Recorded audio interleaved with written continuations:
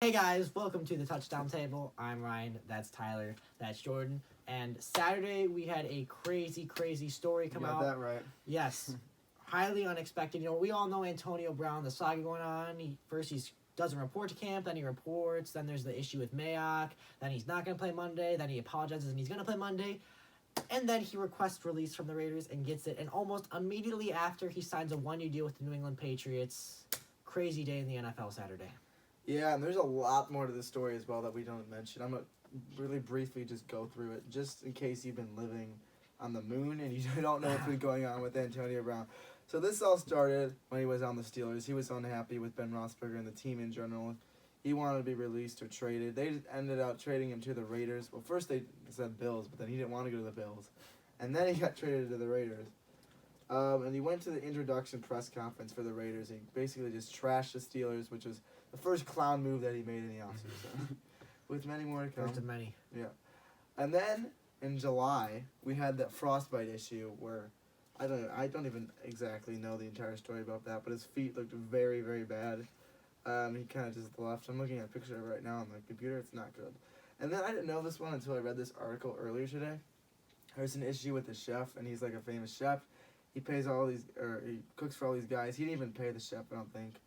And then he also responded to a Ben Roethlisberger apology to him. He said, "Shut up already," those are his exact words. Yeah. And then the helmet issue, everyone knows about that. Didn't want to wear the helmets that the Raiders were providing him. And then, as Ryan was talking about the fine, Mike Mayock fined him. He wasn't happy about that. He put that on Instagram. And then he confronted Mike Mayock. He said a lot of bad things to him. He did. So Mike Mayock had the rights to be upset. And then the next day he apologized for it, as Ryan said. He had a very emotional press conference. It seemed like, this was going to work out fine. And Antonio Brown would end up playing week 1. But then, as he normally does, he decided to go out again on social media. And he made a request to be traded after the Raiders still fined him after his apology. So what do you guys think about that entire thing? Well, it kind of just sums itself up there. It's just kind of ridiculous. You're a star player in the NFL. And I understand if you're frustrated with stuff, you shouldn't just let a team run all over you. But the Raiders really weren't doing anything wrong. He was mad at fines that he was getting for good reasons because he was being the person who was being dumb. And he's just mad at the Raiders for being a team. He was the one kind of causing a lot of problems there, in my opinion. And he was the one escalating all the problems. The Raiders tried to fix it. John Gruden was very, very nice when it comes to talking to Antonio Brown. And John Gruden is not the nicest coach in general. He's usually very harsh and intense. So the fact that he was kind of being more nice to Antonio Brown, really just trying to make him feel comfortable and keep telling them that we really want you on this team, that's just ridiculous how Antonio Brown just goes and denies all that.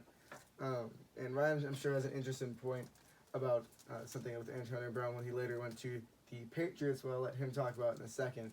But honestly, I just think after all that stuff, good for the Raiders for just getting him out of there, getting him out of the organization. I understand that they were probably going to try to build a franchise around possibly him, and of course, like every team does, Derek Carr. But Quarterback. Yeah. Quarterback. Every team wants to build around Derek Carr. we understand your point. Yeah. Yeah, they all want to build around Derek Carr. Yep. So, that's kind of really what it comes down to. And now the Raiders they understood what the move that they were making by not letting him, by releasing him. But good for Raiders to get all that saga and drama out. Yeah, for sure. I would agree with you definitely on that point. It was about time. If this were even a couple days ago, I would say that the Raiders are being ridiculous for releasing him, even though after all these things he has so much talent. But it's gotten to a point where it's been enough. Just release the guy, let him go to a team, another team. And of course, now let's talk about him going to the Patriots. Ryan, you have a very interesting point. Yeah, I do. I know we talked a little bit about this before this video, but long story short, because remember way back when there were the initial talks of the AB trade, The Steelers said they wouldn't trade him to the into another AFC North team, and they said they wouldn't trade him to New England, which is understandable because AFC North rivals and Pittsburgh and New England have kind of been button heads as two contenders of the AFC for a while. First Jesse game James of the week saga. this Yeah, week, Sunday Night Football. Not first day of the week, first Sunday Night Football game. Yeah. Fun one. Side note, Antonio Brown won't be playing in that He game, won't. which is very upsetting. Yeah, he's not eligible. He didn't sign quick enough. So, Mhm. but even if he was eligible, like, you're really gonna learn a playbook in Yeah. 36 hours. Yeah, like, sure. I don't know how much he'd be able to contribute. Especially with his work ethic has been so Yeah. far, but I feel like he's His gonna... work ethic has been fine. He's one of the hardest working players. It's just Well, yeah, but he just mentally hasn't carried as much with the Raiders, like not showing up to practice and stuff, which Mm-hmm. not even you didn't even mention in that. But Yeah, it's true. There's a I'm lot sure of he's going others. to care more that he's with a team that knows how to win and is set up in a position to win a Super Bowl this year, in my opinion. Yeah, and I just think it's awfully interesting. So the Steelers won't trade him to the Patriots. Then they trade him to the Raiders. So I don't know. Like, it just seems awfully suspicious because Patriots could not get him from the Steelers. It was not impossible. Steelers were not doing it. So maybe not long after he went to Oakland, the Patriots somehow got in contact with him and said, "Hey, AB, if you can get yourself out of Oakland, we'll sign you to a 1-year deal worth whatever it was, $15 million, give you a signing bonus, and you can come try and win a Super Bowl with us. We're ready to win." So then maybe AB kind of like, I'd rather go to New England, have the greatest quarterback of all time throw to me, be with one of the best coaches of all time, arguably the best coach of all time. I agree, but the best coach, best quarterback. Yes. So maybe it was kind of scripted, and Antonio Brown wanted out of Oakland because he already essentially had this deal with the Patriots in place. I just think it's an interesting theory because this could have been going on. This could have been at work. This Patriots Antonio Brown deal could have been at work for a long time. And I'm not trying to directly point fingers at the New England Patriots. This is just a theory. I don't really have any proof. I guess this is just a theory, but I just think it's awfully suspicious because if you're another team and you see the things Antonio Brown did, the things he said, the way he skipped practice, do you really feel comfortable pouncing on him hours after he finally gets released, after all the Instagram posts, the phone call, the things he said, skipping? Like, do you really feel comfortable pouncing on him after an hour? I almost think there had to be some premature discussions between the Patriots and AB for this to happen super quickly. What do you guys think about that? I would say that I do see your point. That's a very interesting point. And as you mentioned, the Steelers were not interested in trading to the Patriots. But there is a small chance that the Patriots reached out to Antonio Brown, at least during that period where he was looking for a new team to go to. They reached out to Antonio Brown himself and said something to him then that convinced him to go there again, or to go to the Patriots right away, right after an hour. That could have been the first team he was going to. That's also a possibility of something that could have happened. Obviously, the Steelers wouldn't trade him there, but the Raiders, of course, did.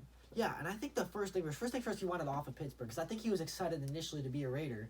But then maybe sometime not longer after that, the Patriots reached out to him, and then all of a sudden, no, I'm not going to practice. All of a sudden, I want a new helmet. It just seems awfully suspicious how quickly this escalated and how quickly he switched teams. Because it's like, this morning, if you tell us AB's going to be a Patriot by the time we go to bed tonight, we'd look at you and say, what? But it's just amazing how quick this happened and how the league just kind of turned upside down in a day. Mm-hmm. And do you guys know if that's, like, if the Patriots did do that? Is that illegal or is that legal to do like that? That's tampering. Yeah, that is Okay. tampering. Yes. So- That's like what who was accused of was it the Patriots that were accused of tampering too? Probably. Earlier with the Texans? The Texans were accused of tampering, but then the Texans dropped their pursuit of Nick Caserio, who they wanted to potentially Yeah, be their there we GM, go. and the Patriots dropped their charges. That's so, right. Yeah, this is tampering isn't a new thing, and if it could have been tampering if my theory is true or parts of it are true, but just very bizarre. I don't know what else to say. It just kind of seems a little suspicious. Yeah, it's all just such a very interesting topic, but like we said, all that happened, it's over now, and it's a new era.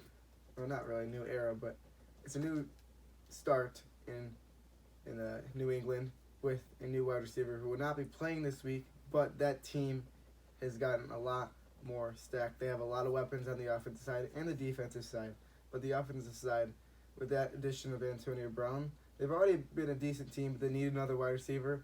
They got one of the best wide receivers in the league. Now, I mean, their wide receiving core, Julian Edelman, Josh Gordon, Philip Dorsett, and Demaryius Thomas, who are decent players, but they're like number 3 guys who might not play too much. But then the addition of Antonio Brown covers that spot. So on the field, you're probably going to have Antonio Brown, Julian Edelman, and Josh Gordon on the field almost every single play. And it's going to be very fun to watch because although Josh Gordon, things happen with him, he's not very proven.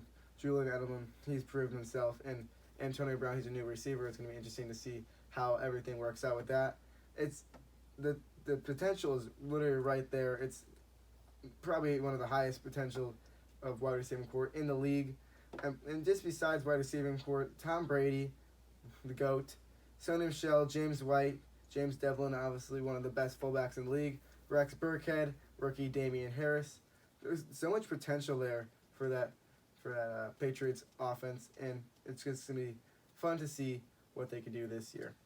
Yeah, for sure. You mentioned it. I think it's a perfect fit for the Patriots. Not only on the field, but off the field. Let's talk about on the field first of all. Jordan talked about the receivers they had. They're not very good. The best receiver before he came here is most definitely Julian Edelman. A slot receiver. You don't see him go out for balls very much. The closest guy to what Antonio Brown can do, which is go up and contest for balls in double coverage and make great catches, is Josh Gordon. And, of course, he didn't play much of last year. He did, though. He looked good. Yeah, it's true. Yeah, as you said, a lot of potential, just has to put it all together. And off the field as well, I feel like the Patriots are probably one of the only teams in the NFL that can handle a player like Antonio Brown. The Raiders obviously thought they could handle him. I thought they could do. I believe they would. I thought he would be done with this nonsense, but he wasn't. And now we know that this nonsense can continue on. But Bill Belichick, the coach for the Patriots, is not going to put up with that. If he does anything, he's going to tell him straight, dude, you can't be doing that. We signed a 1-year deal with you for a reason. Like, we're not going to be that nice either. Yeah, and Tom Brady. I mean, that's a huge part of it, too. Derek Carr with the Raiders was very passive to Antonio Brown. He didn't really say much to him. He just wanted to leave things alone. Tom Brady's a guy that's going to speak his mind. And if he says he has a problem with Antonio Brown, he's going to tell him. So it's either, if there's a problem, everyone in the Patriots organization is going to know about it, and they're going to get him out of there before it's too late. Yeah, and I think really, obviously, if it doesn't work, you're right, the Patriots will do something about it. But I think if this does work out in this situation, I think it'll take a while. But if this situation slowly but surely gets cleaned up, I think the sky's the limit. The sky is the limit for the Patriots offense. And we thought they were really good last year. Just imagine you add who I think when he's, not like, when he's actually on the field and playing it in football form, I think he's a top 5 receiver in the game still. Mm-hmm. And it's like as if the Patriots needed help on offense. Like if he stays healthy and he stays present and he stays in football mode on and off the field, I think the sky's the limits for the Patriots offense and the rest of their team. And that just backs up my statement of what I said in the previous video. Patriots are my Super Bowl prediction winners for this year. So even before that, I had the Patriots winning, and now that just adds to all the points that I made in that video. It's a good video. Check that one out. I like shouting out videos recently. You do. Yeah, he's been shouting out a lot. It just adds so much to this Patriots team that's already stacked already. And a lot of people don't like the Patriots. A lot of people are shocked by the move. I personally, I don't really dislike many teams if they're good. I actually respect teams if they're good. And I respect the Patriots. But it's gonna be fun to see what they can do. It sure is going to be fun. We cannot wait to see what Antonio Brown does with the Patriots, whether it be good things off the field or bad things off the field or good things or bad things on the field. We'll see what happens. It's finally time for Antonio Brown. He has a chance, a new start. Is to stop, get off of social media. Take 3.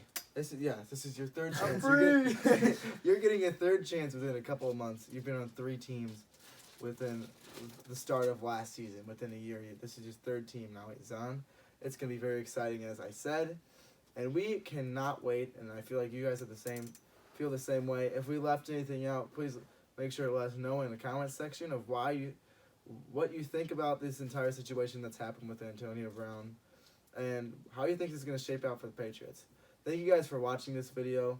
We just want to do this video because it was a very important news for us to talk about. And we love to talk about news, of course. Oh, yeah. So, as I said before, comment down below, like, subscribe, and we'll see you guys later. See ya.